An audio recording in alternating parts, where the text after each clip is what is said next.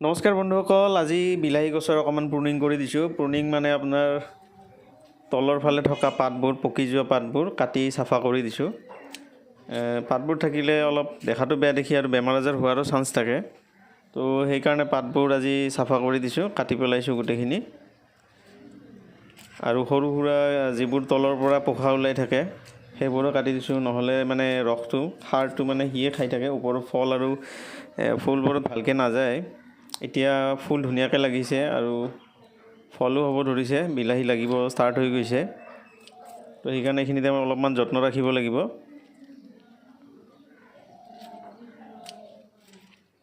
বিলাহীত বেমাৰ লগা চান্স বহুত বেছি থাকে। বতৰৰ কাৰণেও হয় কেতিয়াবা, আৰু কেতিয়াবা অলপ লেতেৰাকৈ থাকিলেও হৈ যায়। মাটিখিনি সাৰুৱাই আছে, ভাৰ্মি কম্প'ষ্ট দি তৈয়াৰ কৰা মাটি। ইয়াত দেখা পাইছে ফল লাগিছে, বিলাহী হ'ব ষ্টাৰ্ট হৈ গৈছে, ফুলো আছে, ভালেখিনি ফুল আহিছে। দেখা পাইছে কি ধুনীয়াকৈ ফুলি আছে, ইয়াৰ পৰা লাহে লাহে ফল হ'ব। সেইকাৰণে আজি ভালকৈ চাফ চিকুণ কৰি দিছোঁ। আৰু এয়া হালি নাযাবৰ কাৰণে ৰছী বান্ধি দিছোঁ, প্লাষ্টিকৰ ৰছী, যাতে মানে হালি নাযায়। বিলাহী গছত ছাপৰ্ট নাপালে মানে তললৈ নামি যায়। তো সেইকাৰণে ৰছী বান্ধি দিছোঁ প্লাষ্টিকৰ।